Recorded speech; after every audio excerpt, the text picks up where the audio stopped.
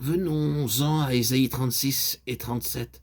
Vous remarquez que le passage relatif à ce reste qui pousse des racines est une résultante, un aboutissement.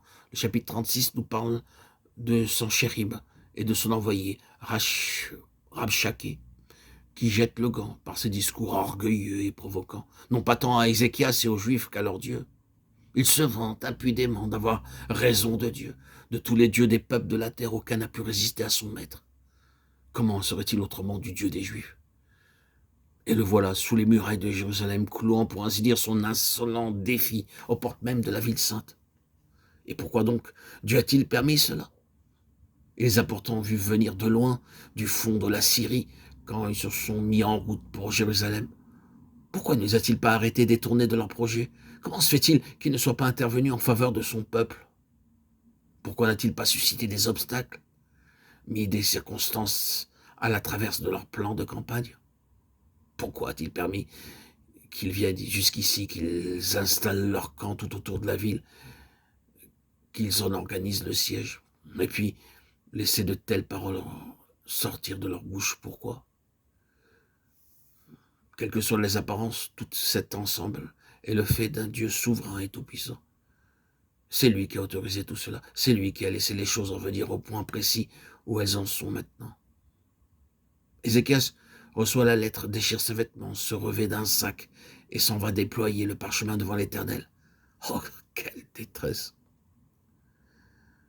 Dieu a permis que Sanchérib, nous pourrions même dire, Dieu est allé chercher Sanchérib et la puissante armée des Assyriens. C'est lui qui les a attirés, c'est lui qui en a couvert le pays, qui a armé leur cœur et leur volonté, qui a laissé l'arrogance enfler leur langage, si bien que dans l'étalage de leur puissance, l'orgueil et la présomption ne connaissent plus de bornes à leurs propres yeux.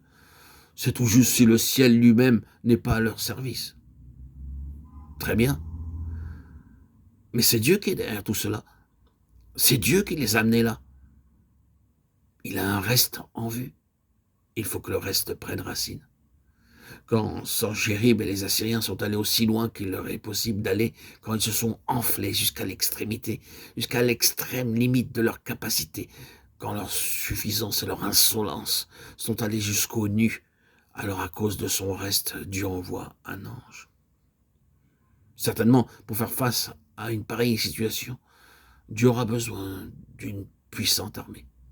Et l'ange de l'Éternel sortit. Regardez les choses de très près. Bien-aimés en Christ, frères et sœurs, auditeurs, auditrices, mes chers amis, il y a là un facteur qu'on retrouve dans le Nouveau Testament. L'adversaire vient parfois se camper devant les plus faibles parmi les saints du Seigneur.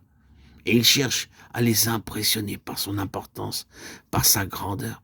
Il y a un but que l'ennemi cherche toujours à atteindre, parce qu'il représente pour lui une position stratégique. C'est de faire naître la crainte, la peur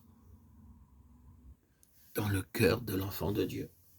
Il n'y a pas une chose qui apporte avec elle plus de faiblesse et qui laisse derrière elle plus de dévastation que la peur.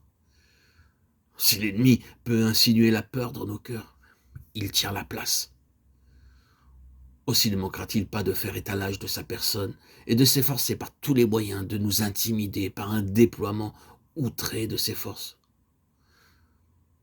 Nous devons prendre garde, naturellement, de ne jamais sous-estimer la puissance de l'ennemi. Mais nous ne devons pas oublier non plus de toujours maintenir exacte notre échelle de comparaison entre la puissance de notre Dieu et celle de Satan.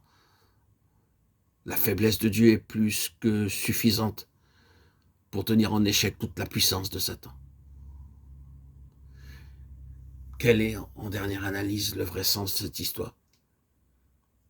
C'est d'abord qu'en face de toute la furie de l'oppresseur, le reste demeure inébranlable dans sa foi en Dieu.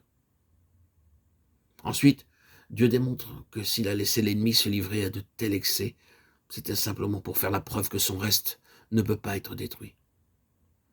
Car le reste prend racine en présence même de Sanchérib à la face des Assyriens. Ce qui sera resté poussera encore des racines par-dessous. Vous voyez, c'est là l'aboutissement. Le reste ne sera pas détruit. Il y a ici aussi une allusion prophétique à un avenir plus lointain, c'est vrai, mais il n'en est pas moins remarquable de voir le rapprochement de ces deux choses. D'une part, la vague presque toute puissante de l'armée assyrienne qui ne parvient pas à détruire en définitive que ce qui n'a pas de valeur aux yeux de Dieu, et d'autre part le reste qui subsiste en dépit de tout et pousse de nouvelles racines.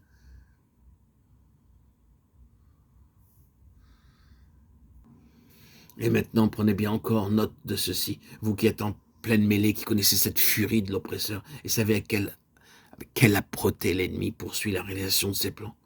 Souvenez-vous que si Dieu semble lui laisser le champ libre, c'est pour atteindre plus sûrement en nous les deux résultats suivants. Il veut, premièrement, que nous acquérions une connaissance expérimentale de l'infinie grandeur de sa puissance.